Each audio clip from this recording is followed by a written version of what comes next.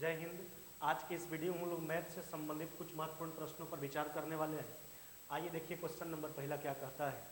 कहता है एक दलाल की आय में कोई परिवर्तन नहीं हुआ है, यद्यपि उसका कमीशन का दर 4% से 5% हो गया।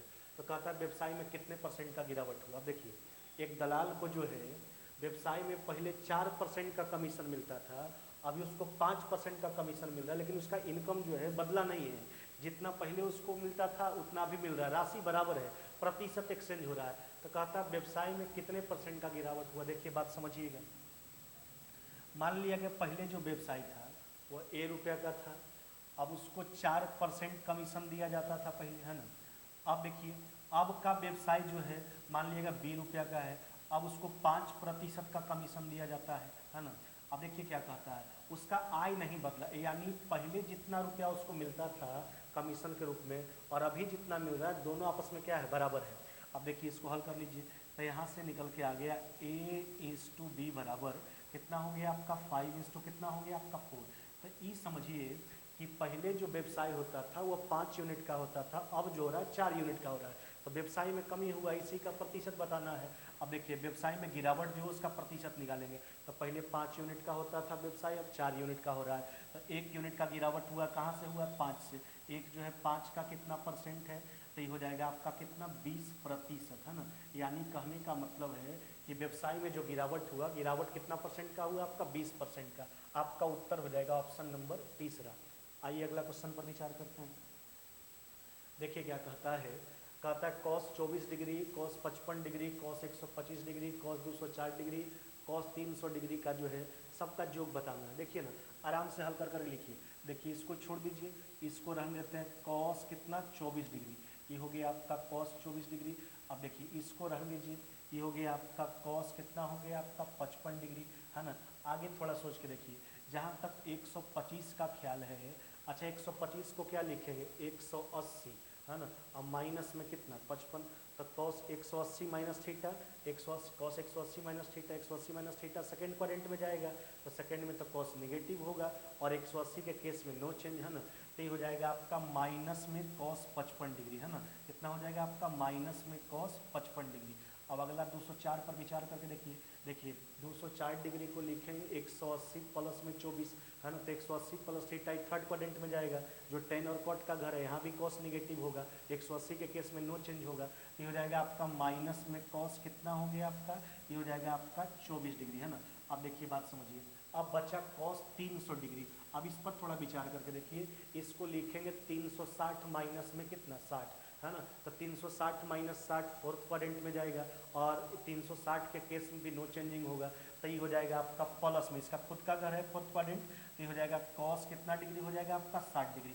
अब थोड़ा देखिए ना, तब कॉस 24 यहाँ प्लस में है, यहाँ माइनस में है, कट जाएगा, ये माइनस में प्लस में कट जाएगा। आपके पास केवल बच क्या गया कॉस 60 डिग्री, और कॉस 60 कहने का मतलब साइन 30 के बराबर। तो साइन 30 का मान कितना हो जाएगा आपका 1 बटा कितना हो जाएगा 2, 1/2। आपका उत्तर हो जाएगा ऑप्शन नंबर ए, है ना। आइए अगला क्वेश्चन पर विचार करते हैं। देखिए क्या कहता है। कहता है मूल्य में जो है 60% की वृद्धि होने से जो है 480 रुपया में, है ना, 9 किलो कम चीनी मिलता है ना। तो चीनी की कितनी मात्रा खरीदी जाए ताकि व्यय में कोई परिवर्तन नहीं हो। देखिए बात समझिए, 480 रुपया लेके हम कंटिन्यू मार्केट जाते थे, तो उसके बदले हमको कुछ ना कुछ चीनी का मात्रा दिया जाता होगा। लेकिन आज हम वही 480 रुपया लेके मार्केट गए हैं, तो दुकानदार बोला कि कीमतवा 60% बढ़ गया, है ना। तो जितना आपको चीनी मिलना चाहिए था उतना से 9 किलो चीनी आज कम मिला। आज सोचिए तो 9 किलो चीनी कम काहे मिला, हम तो उतना पैसा लेते जाते थे जितना हम सब दिन लेके जाते थे, है ना। तो उसके बदले चीनी का हमको कुछ ना कुछ मात्रा दिया जाता था। लेकिन आज गए दुकानदार बोला कीमत बढ़ गया है, इसके कारण आपको जितना मिलता था उससे 9 केजी कम मिल रहा है। अच्छा सोचिए 9 केजी कम मिलने का कारण कीमत में 60% का बढ़ोतरी है ना। तो कहने का मतलब है, समझिएगा बात को, कि 480 का जो 60% है, इसी के कारण जो है 9 केजी चीनी हमको कम मिल रहा है। यानी 9 किलो चीनी का जो वर्तमान में कीमत है वह 480 का 60% है। तो 9 किलो का है, तो 1 केजी का निकालने के लिए 9 से भाग लगा दीजिए। चलिए हल करते हैं, ध्यान दीजिएगा। अब देखिए ना, 3 से काट लीजिए, 2 बार में कट गया आपका 3 बार में, 3 से काट लीजिए आप 16 बार में, तो 16 गुना 2 कितना हो जाएगा आपका, ये हो जाएगा आपका 32 रुपये प्रति केजी। ध्यान दीजिएगा, तो चीनी का वर्तमान में कीमत आ गया 32 रुपये प्रति केजी। अब हमसे कहता क्या है, चीनी की कितनी मात्रा खरीदी जाए ताकि व्यय में कोई परिवर्तन नहीं हो। अब देखिए, खर्च नहीं बढ़ाना चाहता है, तो अभी चीनी का कीमत 32 रुपये प्रति केजी वर्तमान में है, तो कितना चीनी खरीदे ताकि खर्च नहीं बढ़े, तो 480 रुपया ही खर्च करना चाहता है। और चीनी का वर्तमान में कीमत 32 रुपये प्रति केजी, इसको काट लीजिए 15 बार में, है ना, तो आपका रिजल्ट हो जाएगा 15 केजी। यानी चीनी का जो है 15 केजी मात्रा खरीदेगा तो खर्च में कोई तरह का परिवर्तन नहीं होगा। हमने क्या किया, चीनी का वर्तमान कीमत निकाल लिया। वर्तमान कीमत आ गया आपका 32 रुपये प्रति केजी, है ना। कहता है वर्तमान में कितना चीनी खरीदे ताकि खर्च में कोई परिवर्तन नहीं हो। खर्च पहले भी 480 होता था, अभी भी उतना ही करना चाहता है, तो चीनी का मात्रा कितना हो जाएगा आपका 15 केजी, है ना। आपका उत्तर हो जाएगा ऑप्शन नंबर 4। आइए अगला क्वेश्चन पर विचार करते हैं।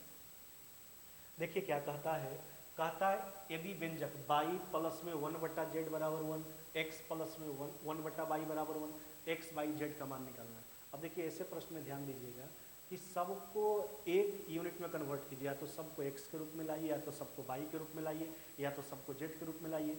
अब वो आपको पता लगेगा प्रश्न के अनुसार से, है ना।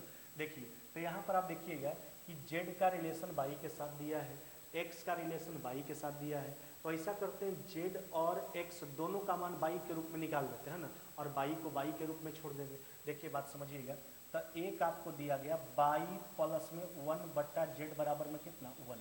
अभी हम क्या बोले कि z और x दोनों का मान y के रूप में निकालिए। देखिए लिखेंगे 1/z बराबर में 1 माइनस में कितना हो गया y, तो कहने का मतलब z बराबर हो जाएगा 1/1 माइनस में कितना हो जाएगा y। अब देखिए हमने z का मान निकाल लिया। अब एक कंडीशन और है आपके पास, x प्लस में 1/y बराबर 1। अब x का भी मान y के रूप में निकालिए, तो लिखेंगे x बराबर 1 माइनस में 1 बट्टा कितना y, तो कहने का मतलब x बराबर हो जाएगा आपका y माइनस में 1 बट्टा कितना हो जाएगा आपका y। अब देखिए हमने z का भी मान y के रूप में निकाल लिया, x का भी मान y के रूप में निकाल लिया। अब आपसे पूछा क्या गया है, तो हमसे कहता क्या है, कहता x into by into Z बताने के लिए। अब देखिए यहाँ पर सारे मान का प्रयोग आप कर लीजिए। अब देखिए x का मान देखिए, तो x का जो मान है वह है आपके पास y माइनस में 1 बट्टा कितना हो गया आपका y को y के रूप में छोड़ दीजिए। अब z का मान देखिए y के रूप में क्या आया है 1/1 माइनस में y, है ना, 1 माइनस में y। अब यहाँ पर गौर कीजिए y से y कट गया, अब ऊपर y माइनस 1 नीचे 1 माइनस में y। अब ऊपर से क्या करते हैं -1 कॉमन कर लेंगे, -1 जैसा ही कॉमन कीजिएगा तो ऊपर भी 1 माइनस y हो जाएगा, तो ऊपर नीचे कट जाएगा। आपका उत्तर हो जाएगा माइनस में कितना 1, है ना, तो माइनस में 1 आपका रिजल्ट हो जाएगा। ऑप्शन नंबर हो जाएगा आपका दूसरा, है ना। आइए अगला क्वेश्चन पर विचार करते हैं। देखिए क्या कहता है, कहता है त्रिभुज की दो भुजाएं हैं, एक भुजा 4 सेंटीमीटर, दूसरा जो है वो आपका 10 सेंटीमीटर, है ना। अब देखिए क्या कहता है, कहता है यदि तीसरी भुजा की लंबाई a सेंटीमीटर है तो a का मान निम्नलिखित में से कौन सा सही। अब एक बात ध्यान दीजिएगा, अच्छा त्रिभुज के बारे में हम जानते क्या है कि त्रिभुज का निर्माण तो तब संभव हो पाता है जब उसके दो भुजाओं का योग सदैव तीसरा भुजा से बड़ा होना चाहिए, जबकि अंतर जो है तीसरा भुजा से छोटा होना चाहिए। अब ये दोनों बात का ख्याल रखेंगे। देखिए तो इसमें एक भुजा आपका है 4, एक भुजा हो गया 10, और तीसरा भुजा कितना हो गया आपका a। अब यहाँ पर a के मान पर ही हमको विचार करना। अभी हमने बोला कि त्रिभुज का निर्माण तब संभव हो पाता है जब उसके दो भुजाओं का योग सदैव तीसरा से बड़ा और अंतर हमेशा तीसरा से छोटा।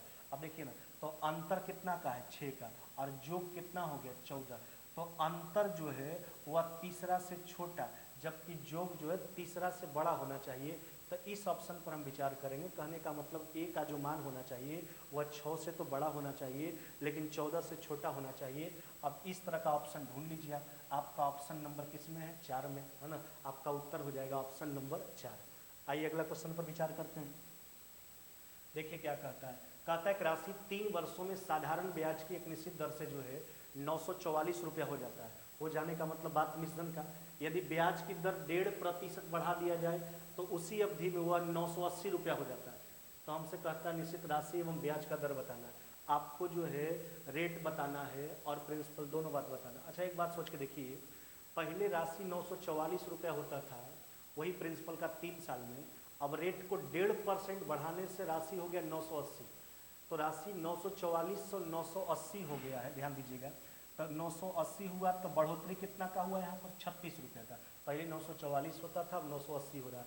तो 36 रुपये बढ़ने का कारण क्या है? किसी में कोई परिवर्तन नहीं हुआ, प्रिंसिपल वही है, समय वही है, बस परिवर्तन हुआ, रेट बढ़ा 1.5%। यानी समझिए 36 रुपया ब्याज होगा उसी राशि का 3 वर्ष में 1.5% के हिसाब से। नहीं, अब देखिए इसको हल कर लीजिए, यहाँ से दशमलव हटाएंगे, ऊपर कितना हो जाएगा 10, 5 से काट लीजिए 2 बार में, ये कट गया आपका 3 बार में। अब यहाँ देखिए 9 से काट लीजिए 4 बार में, है ना, तो ये प्रिंसिपल निकल के आ जाएगा आपका, कितना हो जाएगा आपका 800 रुपया, है ना। तो ये प्रिंसिपल हो गया आपका 800 रुपया।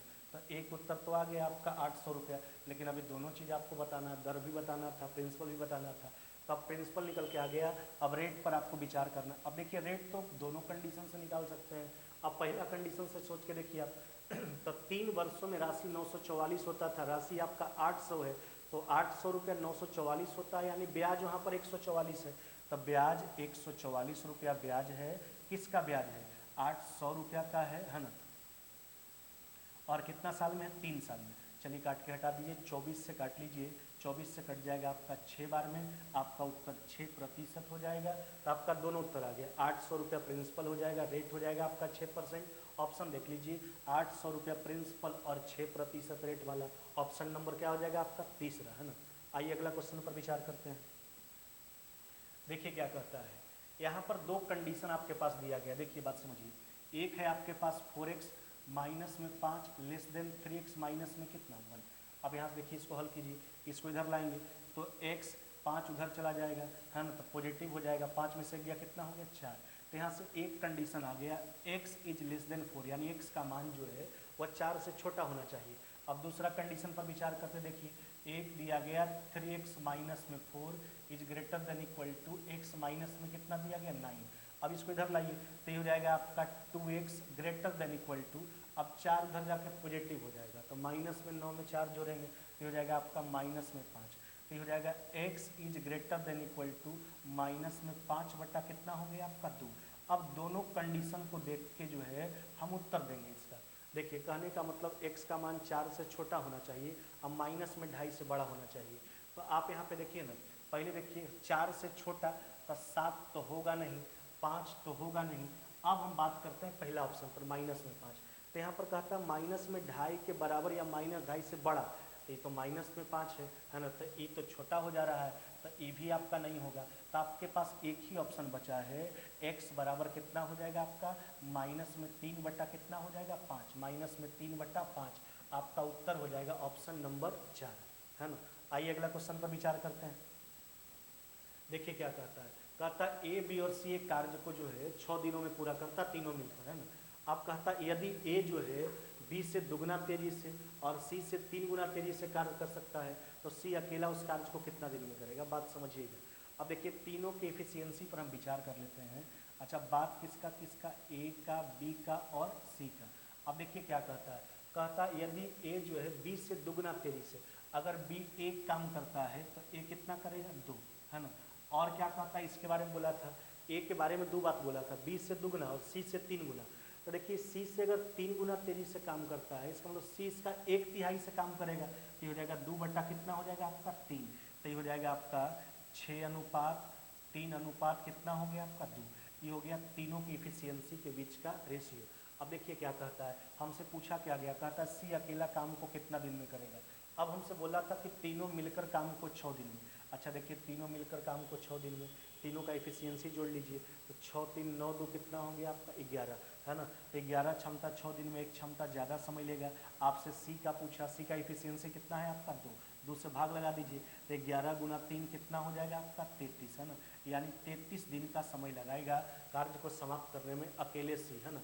आपका उत्तर हो जाएगा ऑप्शन नंबर ए। आइए अगला क्वेश्चन पर विचार करते हैं। देखिए क्या कहता है, कहता रीमा जो है वह ब्रेड निर्माण के व्यवसाय में 4500 रुपया निवेश करती है। 4 महीने के बाद अंशु रीमा के व्यवसाय में अब हिस्सेदार बन जाता। 1 वर्ष के बाद लाभ के हिस्से को, है ना, अब देखिए 5:6 के अनुपात में बांटा जाता है। अंशु व्यवसाय में कितना रुपये का निवेश करता ही पूछा गया। हमने पीछे भी आपको बताया था कि पार्टनरशिप में जो है लाभ को जो हम बांटते हैं पूंजी गुना समय के आधार पर बांटा जाता है। जो व्यक्ति जितना पूंजी का निवेश करता है, जितना समय के लिए व्यापार में रहता है, वही हिसाब से उसको लाभ दिया जाता है। अब यहाँ पर देखिए तो रीमा जो है वो 4500 रुपया का निवेश की है रीमा, है ना। रीमा कितना का निवेश की है? 4500 का। अच्छा 4 महीना बाद अंशु आया। अच्छा रीमा तो शुरू से रही, तब पूरे साल भर रही, 1 वर्ष रही, तो 12 माह रही व्यापार में, है ना।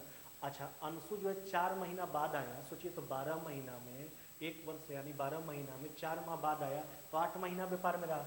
इसका पूंजी पूछा, इसका पूंजी को हम मान लेते हैं कितना? x, है ना।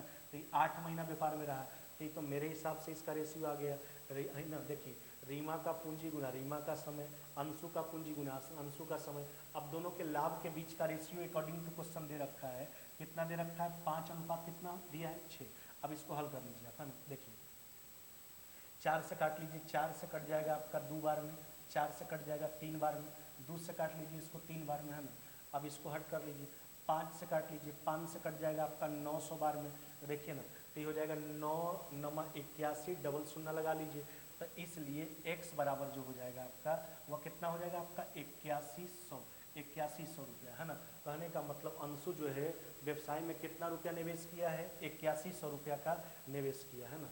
आइए अगला क्वेश्चन पर विचार करते हैं।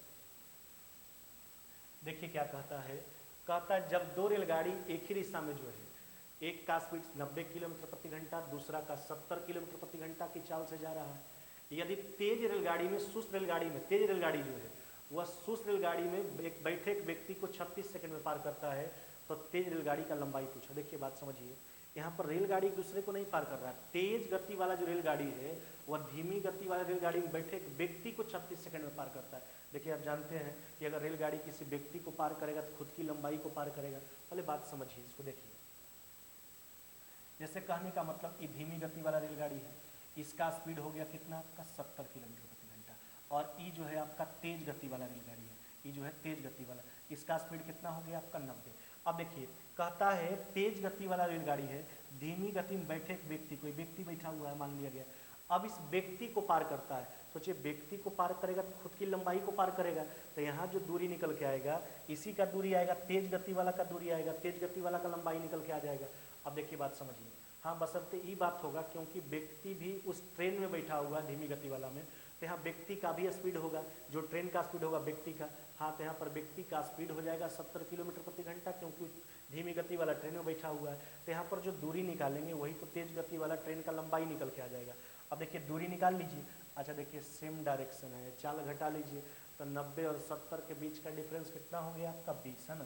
तो किलोमीटर प्रति घंटा है, इसको मीटर प्रति सेकंड में एक्सचेंज कर लीजिए। अच्छा जहाँ तक पार करने का सवाल है, पार कितना समय में करता है? 36 सेकंड में पार करता है। अब यहाँ पर 36 से गुना कर लीजिए, अब इसको 2 बार में काट लीजिए। अब देखिए हल करके लिख लीजिए इसको, है ना। तो ये हो जाएगा आपका कितना हो जाएगा आपका? 200, है ना। ये हो जाएगा आपका 200 मीटर, है ना, 200 मीटर। यही पूछा गया था हमसे, है ना, कि तेज रेलगाड़ी की लंबाई, तेज गति वाला रेलगाड़ी का लंबाई ज्ञात कीजिए।